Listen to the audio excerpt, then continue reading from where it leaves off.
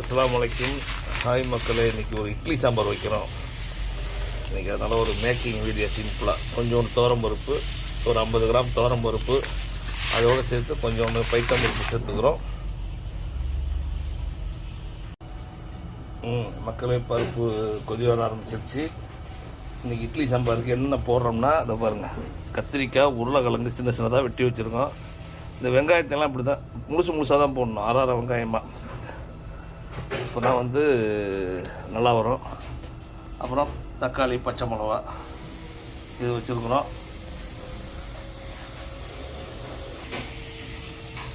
பாருங்கள், இதெல்லாம் ஒரே டைமாக அப்படி கட்டுறோம். போட்டுட்டு நெக்ஸ்ட்டு தக்காளி,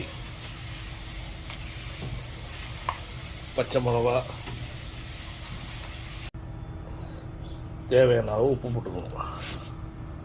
உப்பு போட்டுட்டு மஞ்சத்தூள் 1 ஸ்பூன்,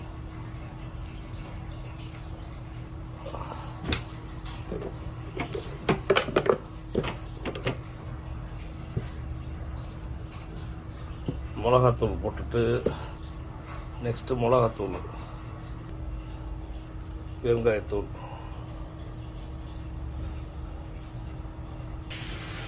இட்லி சாம்பார் பொடி நான் ஊர்லேருந்து வர வச்சுருக்கேன். அதில் ஒரு 2 ஸ்பூன் போட்டுக்கிறேன். அப்படி இல்லாதவங்க இங்கே சாம்பார் பொடினே விற்கிது பாருங்கள். சக்தி மசாலா இல்லை ஆச்சி மசாலான்னு சாம்பார் விற்கிதுல, அது யூஸ் பண்ணிக்கலாம். அவ்வளோதான், இதுதாங்க இதுக்கு இன்க்ரீடியன்ட்ஸ். இதை இப்படியே போட்டுட்டு ஒரு கிளறி விட்டுட்டு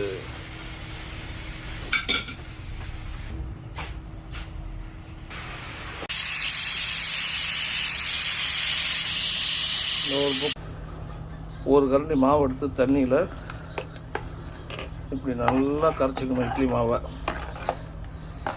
இதுதான் நம்ம கடைசியாக சேர்க்குறது. இட்லி சாம்பாருக்கு சேர்க்குற இன்க்ரீடியன்ஸ் இதுதான். இதை சேர்த்தோம்னா நல்லா ஹோட்டல் முறையில் செம்மையாக இருக்கும். ஹலோ,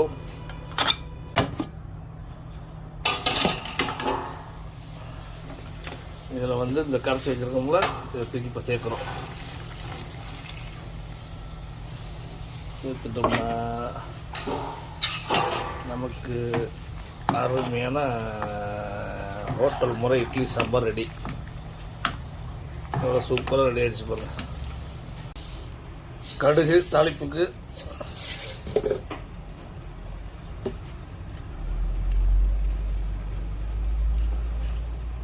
அடுத்தது மெயினாக ஜீரகம்,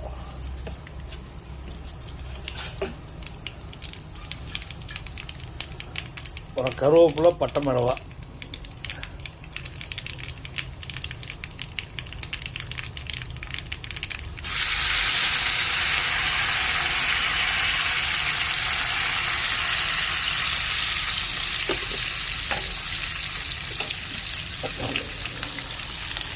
அப்படியே வரும். சாம்பார் ரெடியாக இருக்குது.